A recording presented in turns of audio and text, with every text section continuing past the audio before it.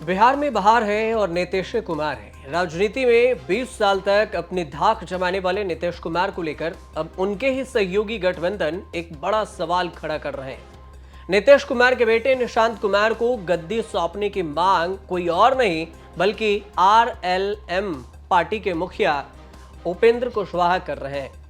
ये मांग ऐसे समय में उठाया गया है जब बिहार विधानसभा का चुनाव नजदीक है और विपक्ष भी नीतीश कुमार के सेहत को लेकर सवाल उठा रहा है। उपेंद्र कुशवाहा ने नीतीश कुमार को सलाह दी है कि वे अब सरकार और जनता दल यूनाइटेड यानी जेडीयू दोनों को एक साथ चलाना बंद करें और पार्टी की कमान निशांत कुमार को सौंप दें। कुशवाहा का कहना है कि यह सुझाव उनका अकेले का नहीं है बल्कि जेडीयू के हजारों कार्यकर्ताओं की राय है। कुछ ऐसी ही सलाह राजनेता रबड़ी देवी ने भी दी।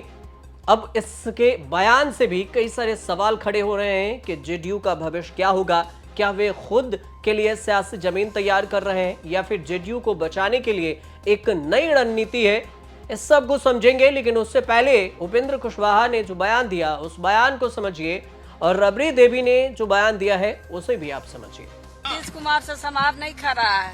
नीतीश कुमार जी हैं, गृह मंत्री हैं, मुख्यमंत्री भी है, गृह मंत्री भी है, उनको समाज नहीं खा रहा है तो उनको तो यहाँ देखो ना मैडम, इस्तीफा देना चाहिए सीएम को। इस्तीफा दे चाहे ना दे, वो अपना बेटा के बनावे, बेटा के बना दे, बेटा के बना दे, अपना बेटा के बना। समाज नहीं खाता, बेटा संभालेगा।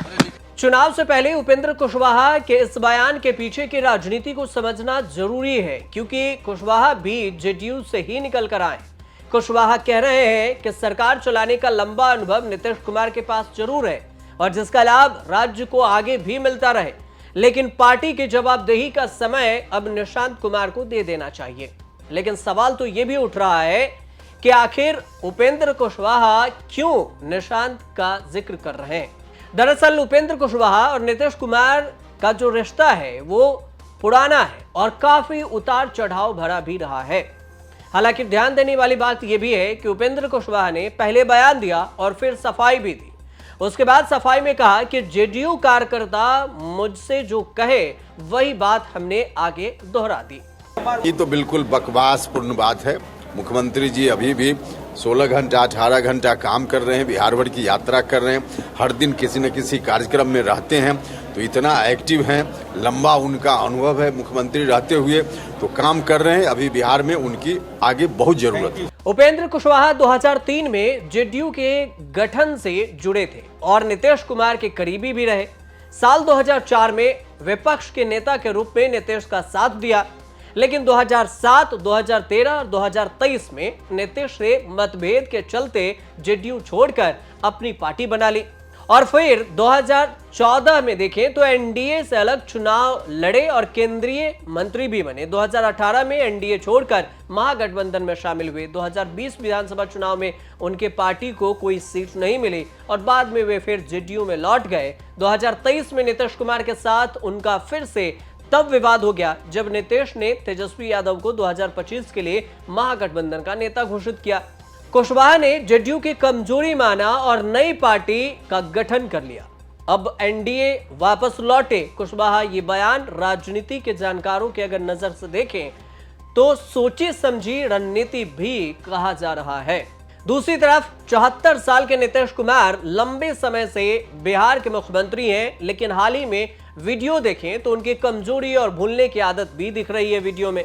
उपेंद्र कुशवाहा निशांत कुमार को जेडीयू के नई उम्मीद कहकर संदेश दे रहे हैं कि नीतीश को उत्तराधिकारी चुनने की अब जरूरत है।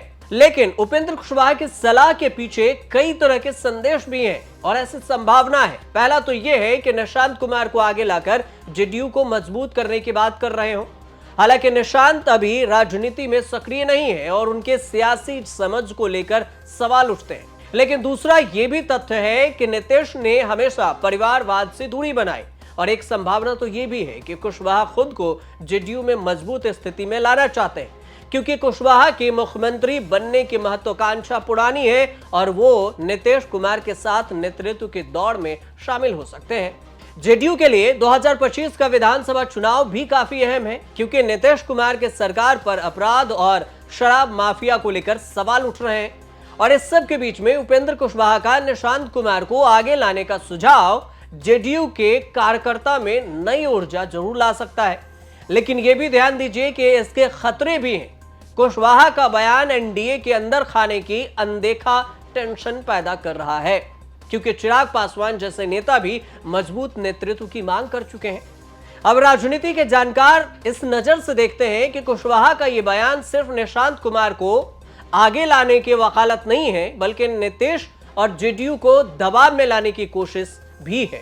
अब कुशवाहा का यह बयान एनडीए और जेडीयू के लिए चुनौतियां बढ़ा सकती है। ऐसे में नीतीश कुमार के सामने अब एक सवाल यह भी है कि वे अपनी पार्टी और बिहार को कैसे आगे ले जाएंगे, जबकि कुशवाहा और चिराग जैसे सहयोगी कई सियासी जमीन भी तलाश रहे हैं। अब देखना दिलचस्प ये होगा कि उपेंद्र कुशवाहा के बयान पर जेडीयू क्या कुछ एक्शन लेती है, या फिर उनके बयानों को यूं ही नजरअंदाज कर आगे की कमान नीतीश कुमार के पास ही रहने देती है और निशांत कुमार को पार्टी में लाने की उम्मीद पर थोड़ा बहुत विचार कर सकती है। फिलहाल कोई अपडेट आएगा तो हम आपको जरूर बताएंगे, और तब तक आप हमारे साथ जुड़िए और देखते रहिए न्यूज़ तक।